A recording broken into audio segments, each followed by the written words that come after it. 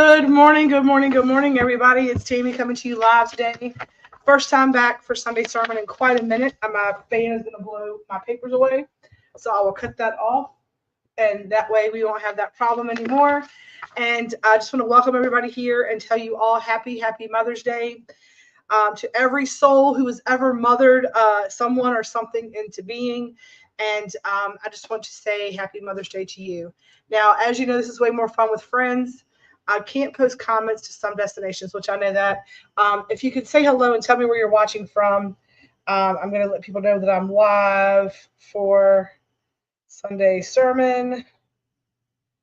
I'm going to put that a couple of different places so people know. And I'm just a few minutes late normally than I normally am going live. So if I have my brand ambassadors, if they're still in here, I'm surprised that they have not given up on me.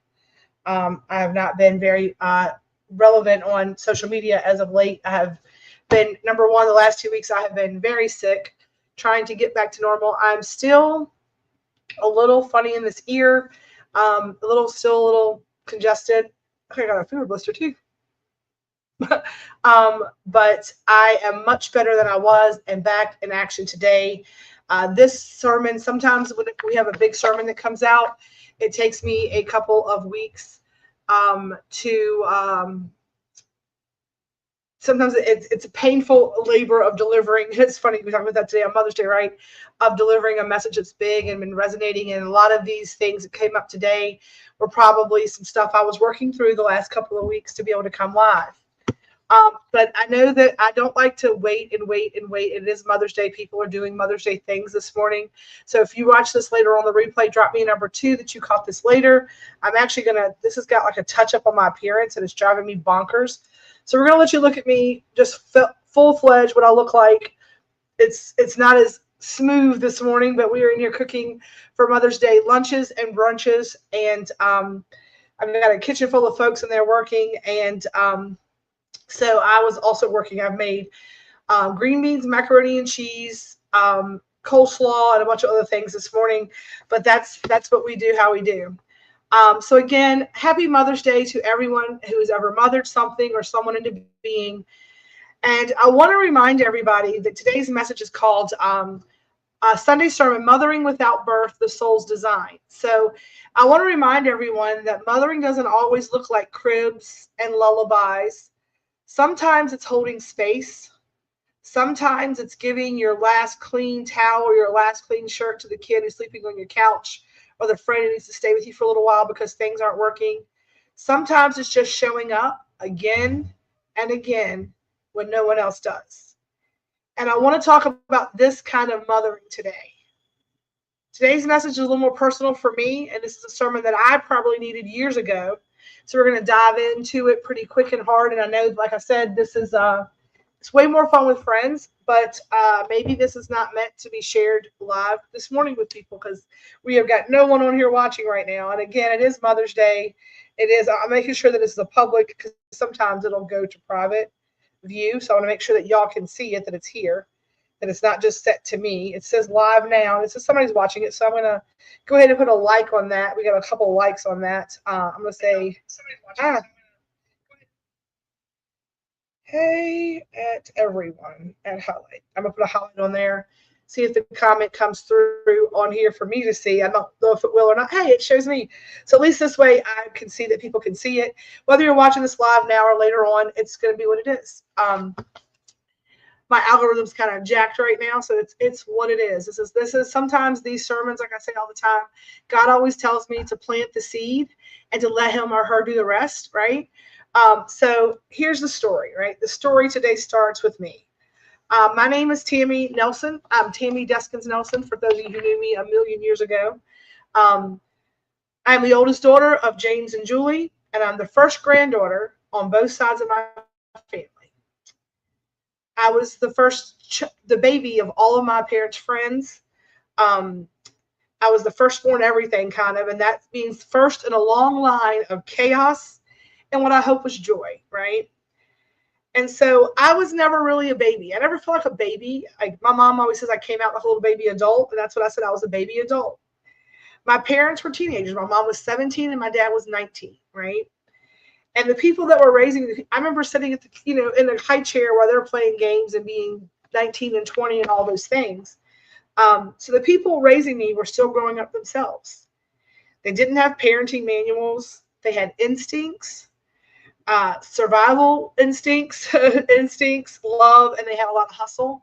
I will say that my parents were both very hard workers. They came from a time where you had to work to have one, right? My mom and dad were both, my dad's, as y'all know, and my internet's going to be weird. They're both very hard workers. They have a lot of hustle. So as the oldest, I became the helper, right? That's what I became. The second set of hands, the built-in babysitter, the diaper changer, the gravy stirrer. My nanny was very big on, once you started having siblings, you had to start being useful. Like you've done your duty as a child. Now it's time to like be a part of the family unit that makes things work and move forward. I was the one who knew how to hold a bottle, but not a boundary back then. And that helped carve my identity. It really did help carve who I am as Tammy. This is kind of my story, right? Because when you're the oldest, if anybody can attest to this, if you're watching this later, please comment and share your thoughts on this. Because if you're the oldest and more babies keep coming in, fast and furious, because there was the stair step for many years after that, cousins and nieces and just cousins from both sides. Everybody started coming into their own, having more kids. I got siblings, all of those things. So when the babies start coming in fast and furious, this is healing that I've done, y'all. So all of this stuff that I talk about this is stuff that I've recognized when I'm trying to go through like my shadow phases and my healing journeys. So I can speak about this in a way that's I'm very self-aware of it. So when that happens, the way that I got attention and love was by being good and by being useful, right? So think about how we talk about programming and how, sorry, this is going to drive me crazy. I hate picking at brawls and stuff when I'm doing things, but sometimes they just have to be picked at. So it's recognizing where some of the things that maybe are not serving you as an adult come from and doing the work and recognizing it. And I don't have a bad relationship with it, but I can recognize it and talk about it in a way that makes sense now. And that's what today's message is about. Maybe this will help some of you recognize some of the patterns you've made. And it's about being a mother without giving birth, right? Because like I said, when you're the oldest and babies keep coming in, you find the way to get attention and love by being good and by being useful. I became like a little mama. I got good at cooking, good at caretaking, and even better at suppressing the things that I needed to keep the ship sailing. And that really did make a big part of shaping who I was. And if you think about who you are today, I want you to think back to things that you did, maybe even as being the firstborn or the secondborn or whatever, how it shapes us, right? And I look back now and I see that none of that was an accident. Like none of that was an accident. Even the hardest parts, I don't remember being a little kid. Like I don't remember like kid stuff. Like I've always been someone who wanted to be with the adults and do things. And I played restaurant and I played I don't know. Like I never felt like I played imaginary and all those things, but I just remember always feeling like a grown up. Always. Like I don't ever remember feeling like a kid. I have been pretty much working my whole entire life. Like when I was 11, 12, I was at Cath. I cleaned the people that owned the farm. I cleaned this big mansion house and polished silver when I was little. So even the hardest parts, right? So the hardest part for me is the ache of not having children of my own, right? Like having all the skill sets, kind of how I felt about it, to be this great wife and this great mom and all these things, and not being able to have kids. I questioned what was wrong with me for years. What did I do wrong? I grieved. I questioned. I medicated. I masked. I surrendered. When I surrendered after my hysterectomy, when I knew it was done and done, in that surrender, the divine plan started to unfold for me. And, the next part of this is called the makings. I've journaled this out for years and I put this all together finally. The making of a soul midwife, right? For years and years and years. And people talk about like, when I drank when I was younger and when I did all these, we made mistakes and we do silly things. And I recognized that a lot of that was a result of, the way I was brought up and raised. And I was trying to like not be responsible. And when I would go out as in my 20s and early 30s, or my late 20s, my teens and late 20s, I was married at 30. But some of the behavior was to like allow myself just to drop my shoulders and not be responsible. I feel like I've always been responsible. And it was hard for me to like release that control. But through the years, and I recognize some of that was the fact of not being able to have children as I got older. When I finally surrendered to that, I started to see the divine plan. You see, I believe we come into this world with a soul contract or a karmic signature. And mine was not to mother one or two children. It was to midwife the raising of many. And this is something that I got in from my angels, my guides, and my helpers when I was asking these questions, when I was going through. A lot of my healing was around coming to the surrender and the terms that I was not going to be a mother in the most traditional sense of being a mom. And then I would recognize that there were people who had children, and who the children that I loved, and they were just not taking the role. And I know a lot of you can attest to this. Like, you may have, maybe you are not having kids, or you have kids, and you see people out there and you're like, how did God give them this many kids? Like, how did this person even get, and I'm not allowed to have, like, I have such a big heart of love. And that's what I spent years doing. Like, I was like Lieutenant Dan in that parapet pole on the boat, like, come on, that's all you got. And I really felt like I was destructive because I was so carrying around anger, right? And this unwavering want to understand why God wouldn't give me children. And again, when I surrendered to the fact that I was never going to have a child or give birth to a child of my own or carry a child, that's when God said to me that your job is not to mother one or two children. It was to be a midwife to the raising of many. You have to be able to open your heart wide enough to have space for others. And if I would have given you children, you would not have had that space, right? It says to open my heart wide enough to become a space for others. That's my job. A space of nourishment, a space of safety, creativity, healing, and love. Had I become a mother in the traditional biological sense of that, I would have loved that child or children with every cell of my body, right? Of every cell of my being. Because I know how much I love people that did not come from me. I can't imagine, I don't think my heart could hold that type of love. Like, I love people so big, I can't recognize, like, I don't think my heart would explode if I loved something bigger, right? But God knew I wouldn't have the heart space left to build what I'm building now. I would have been so full that I wouldn't have had the overflow. And God said to me that overflow, that's the magic. Good morning, Amanda. Good morning. Thank you for tuning in. If you could tag some folks, I would love that. I'm getting to the emotional part. They're going to come into me crying for no reason, right? The Grateful Fed, it is not just a business. Hope to Hippie was not just a business. It's a living altar to the women who made me. The ones who fed me with more than food, who taught me how to pray with my hands, who taught me how to stir hope into a pot and to roll love into a biscuit. That is what I'm building here. It's a tribute to my grandmothers, to my aunts, to every teacher, every chef, every soul sister, every church lady, every kitchen queen that I ever met. Women who mothered me with words, glances, funny looking eyelashes, and macaroni and cheese, right? The women who showed me strength through brokenness, people that I worked with and I interacted with who did not have it all together, but they kept putting one foot in front of the other.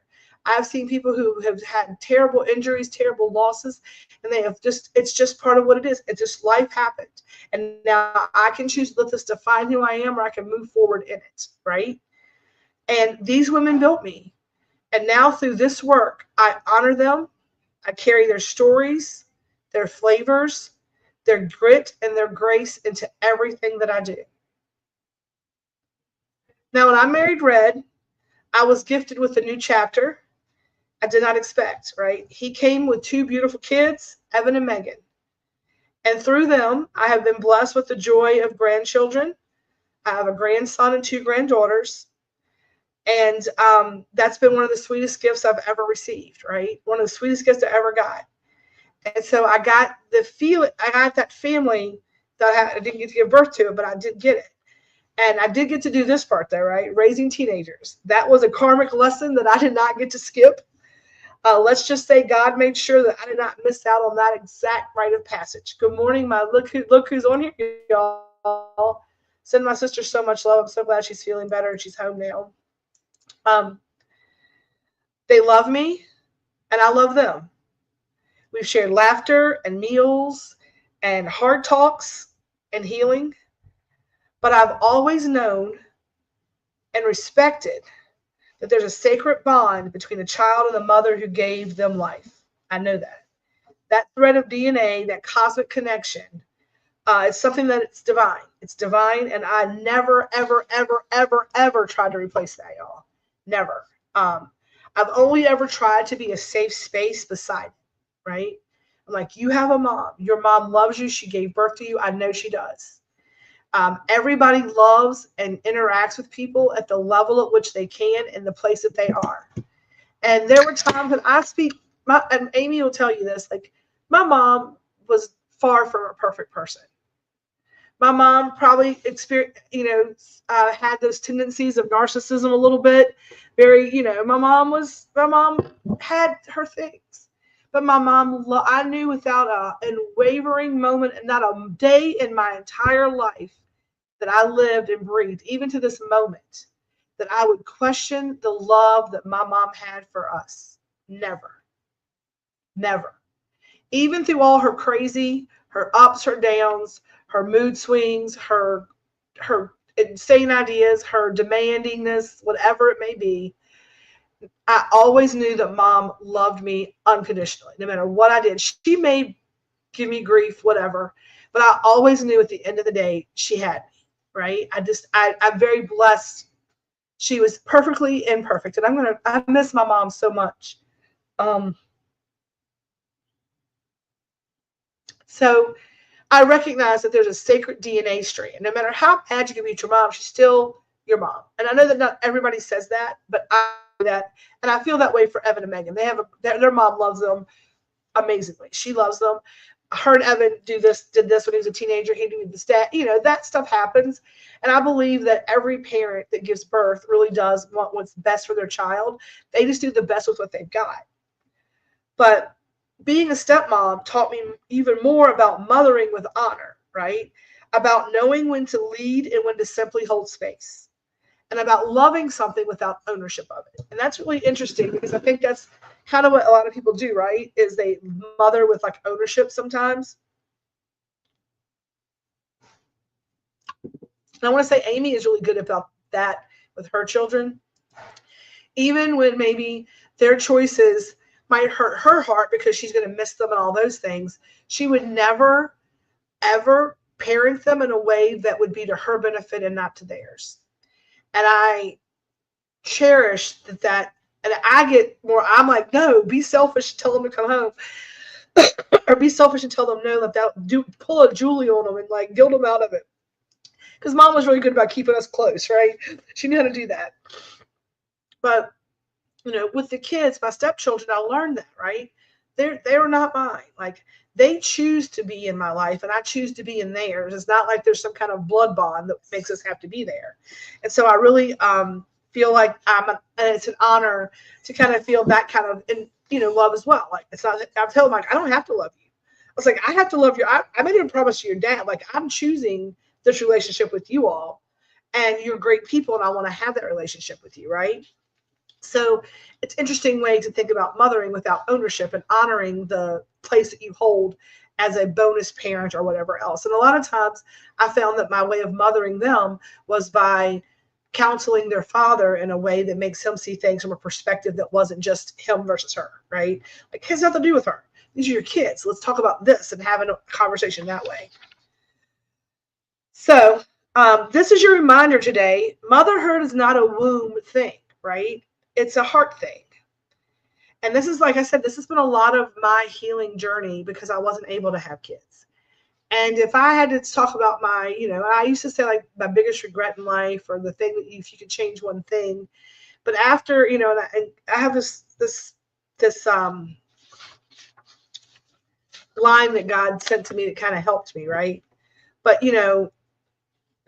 understanding that we all have our own walk. And it used to be that I couldn't have kids, but now I recognize that not being able to have children on my own gave me the ability to hold space for others. And we're going to talk about that in a second. But so it's not a womb thing. It's a heart thing. It's the energy of creation, of protection, of intuition, of nourishment, of fierce, unstoppable love. And so I asked God to like, tell me, like, what is, he says, you do mother. And this is what motherhood looks like: creation, protection, intuition, nourishment, fierce, unstoppable love. I'm like, well, I'm definitely a mom. I have all those things. So if you've ever made someone feel safe enough to be seen, you've mothered. If you've ever held someone's hand through transformation, you've mothered. If you've ever fed a soul, whether with soup, silence, or soft words, you have mothered. And if you, like me, have carried the ache of not having children of your own, I want you to hear this loud and clear. This is for me and you, right? You are not broken. You are not less than. You are not left out of God's plan. You are the plan. You are the mother for someone, and maybe many. And that's what God said to me. You are not broken. You are not less than. You are not left out of my plan. You are the plan. You cannot mother for someone. You're going to mother for many.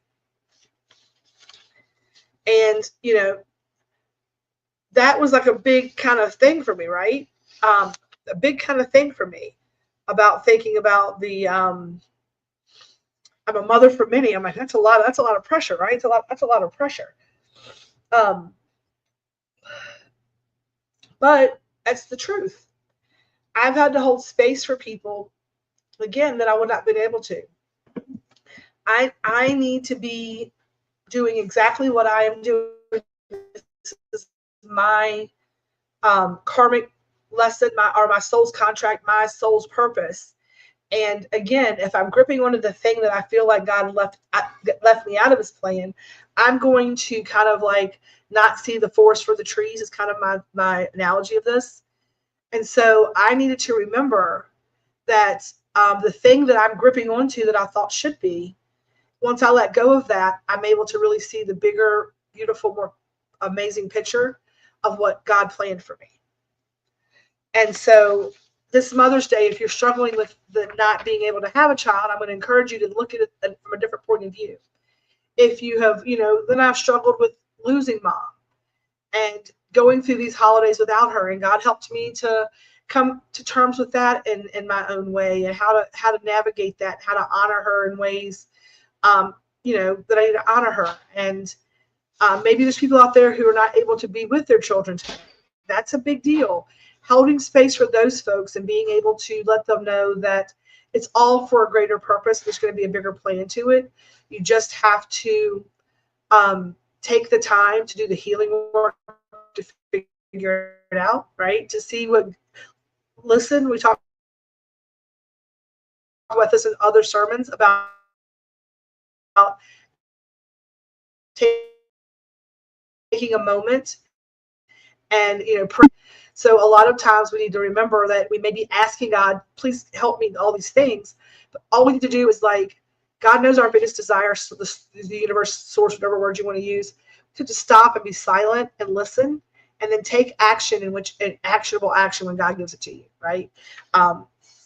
So I want to honor, give gratitude today to my mother, Julie, who did her best with what she had, to my nannies and my great grandmas, and the stories that sing in my souls and my veins. Like, I can hear Nanny Deskins talking to me. Like, I can just hear it.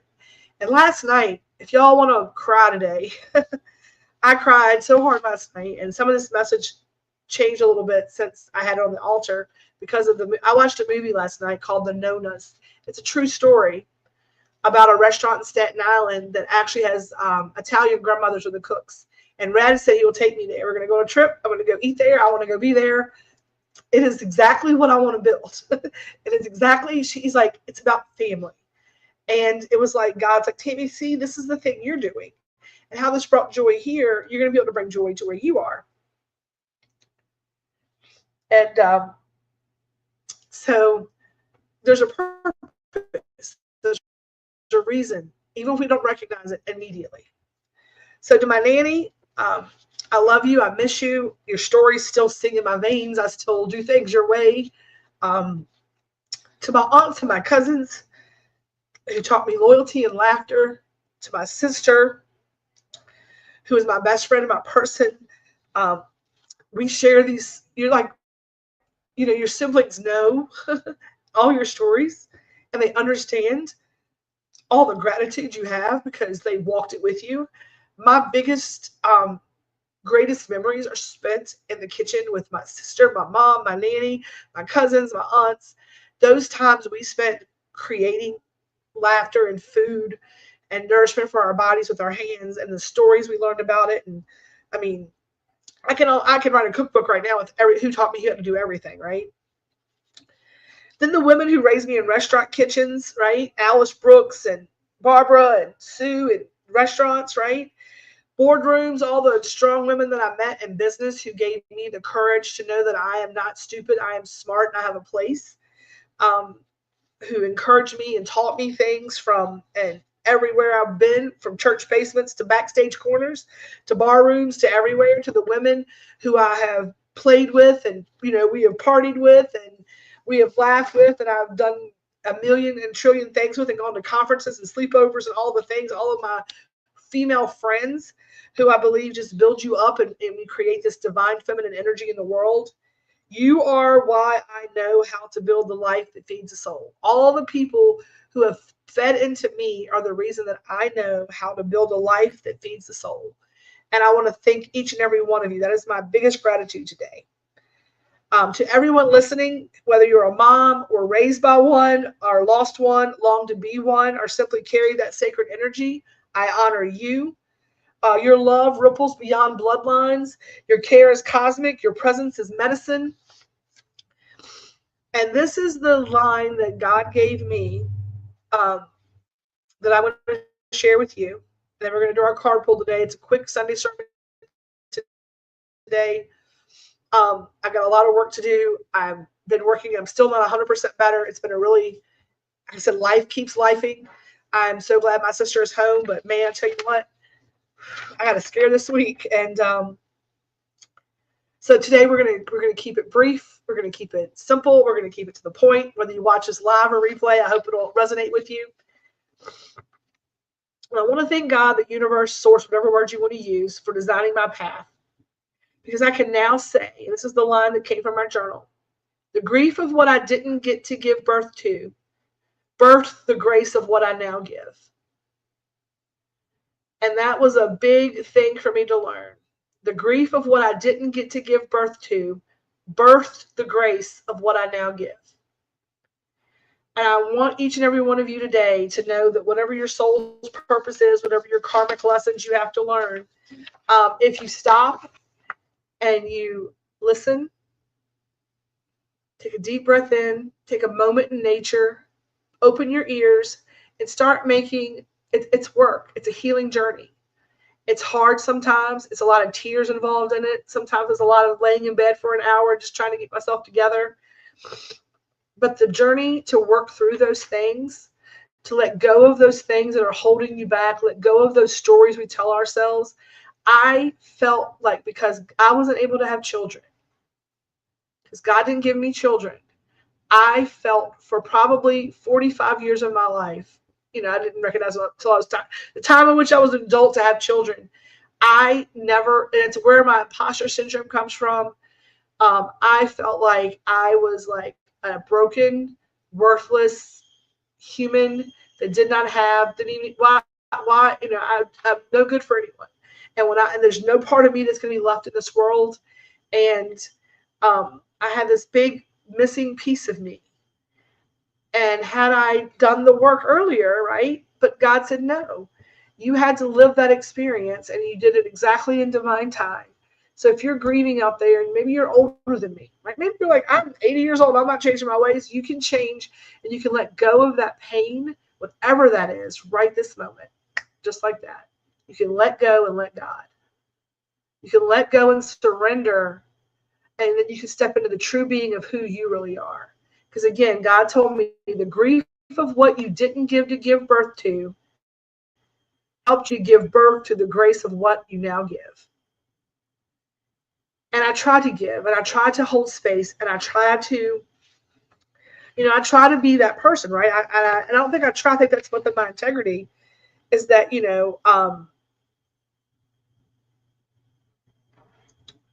I've carried the ache of not having children, but I'm not broken. I'm not less than. I'm part of God's plan. And so are you, in every single way of the thing. So as we close out today, we're going to pull our card pulls, we always do. We're going to see what Spirit has for us on this beautiful sacred Mother's Day. So I usually put it on the altar. I just pulled the one from last time. We did it off the altar. I'm going to give this a little shuffle. 1, 2, 3, 4, 5, 6, 7, 8, 9, 10, 11. And we're going to see what Source has for us today. We're going to ask for it to give us a clear and perfect message for the group that is hearing this. And it'll resonate with you whenever you hear this. If it doesn't, it's not for you. It's okay. And our card today is Azurite.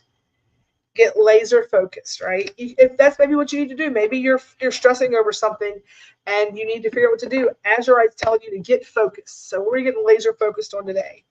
Azurite, A-Z, so me at the end of the Azurites. Here we go. Let me just redo myself. I'm still a little congested, and this little bit of crying got me all snotty now. All right, Azurite. It's a beautiful green stone. I've got a big piece of this at my house. So interesting that I have this sitting on my altar. Azurite. Bringing laser focus to all areas of your life. If you direct your full attention to one thing at a time, you will be more efficient and productive in everything you do. Life is busy, and it can pull you in many different directions. Staying focused and disciplined can help you avoid pivoting towards unwelcome distractions. You have the ability to control where your mind goes, harness its power, and bring awareness to your thoughts and stay on track. Interesting. What does being focused look like to you? That's our core question today. So if you're going to get in your journal this week, what does being focused look like to you? What areas of your life would benefit from you putting more attention to it? And what do you need to focus on today? So these are great questions for your journal.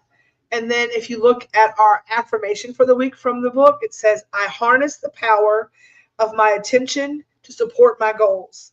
Today, pick a single task and commit to finishing it before you begin the next. So that's interesting, talking about this today. Maybe you're a mother who is maybe feeling pulled in a bunch of different directions and you can't get anything together.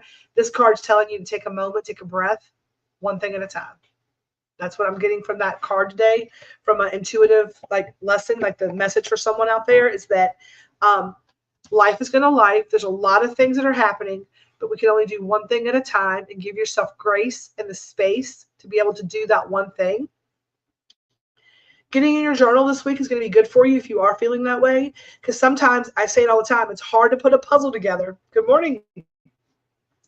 Good morning, Lisa. Good morning, Margie. Good morning, Holly. I'm sorry I didn't get to say hi to everybody this morning. So good morning, good morning, good morning. We're wrapping things up. We said our card pull, but get in your journal this week.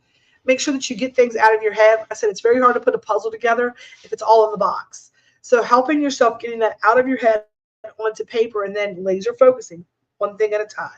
And, a lot of times we get in here and I'm like, we got so much to do. We got all this, we got this, we got this. And as soon as we put it on paper, everybody feels a lot better. It's like, hey, we have a checklist. We can get things done. We can get laser focused. I'm going to encourage you out there to do the same thing. So as we close out today, remember, you are loved. You are powerful. You are a part of the greatest tapestry of mothering energy that heals this world. You are all a part of that great tapestry of mothering energy, right? And together, that divine feminine mothering energy will help heal the world. Be proud of that. Rest in that. And give thanks for the path that made you. No matter what kind of day you're looking at today, give gratitude because you're exactly where you need to be. Whether you think it's a good place or a bad place right now, I promise you, there's always sunshine after the rain. I am going to work on the newsletter this morning. I'm going to finish getting this stuff ready, and I'm hoping to be able to go and walk through the cemetery today and maybe put a few flowers down for Mom and my nannies and just have a moment to sit there and talk to her for a second. And I talk to her everywhere. I don't have to be there to talk to her. And I'm not as good about going out there because I know right now Mama is in Richmond. So I told them last night, I was like, Mama's busy this Mother's Day. Mama is sitting on Amy's couch making sure she takes care of herself. I know that for sure. That's where my ancestors are right now. They're looking over my sister, and I believe that she was with her on this Friday morning as well. Sorry she had to give Wayne a bellyache to get Amy safe, but Wayne just had to be sick to be up that morning to help Amy. And she has that's so classic Mom for a bellyache too. But I love each and every one of you, and we're not going to stay on here. Like I said, it's a short live today. Sometimes just saying the things you need to say. This was a very succinct message. It was a very personal message for me. I hope that somebody took away from it something that they needed or wanted today. And knowing that I'm building an altar to honor all of those female ancestors and all that mother energy, and to be able to bring people in and feed you like family. And that is, I do elevated Southern comfort, but honestly, that's what I want to do. I want to feed you like family. I want you to sit down at the table, and I want to have that same feeling of welcoming, of comfort. There's a song by the Highwomen. It's called The Crowded Table. That's like my theme song. And so it's kind of like I want a house with a crowded table, with a place we would come back to and find respite. And that's the place that I'm trying to build physically, so that whenever maybe I'm not here physically, that heart energy, I have so much love energy, I want to leave it in a place and surround it so that legacy lives on, and that the torch is picked up, and that people that don't have a family, that need somewhere to find respite, can come and feel loved like I felt loved my entire life by my family. So on that note, I'm going to end my live as I always do. Number one, by thanking you all for watching. I got to get up here to that. It's always something we're going to have to do that. And then we're going to end our lives with a little peace, a little love, a little feast. As always, y'all stay elevated until next time. I'm Tammy, and I love you so much. Have a great day.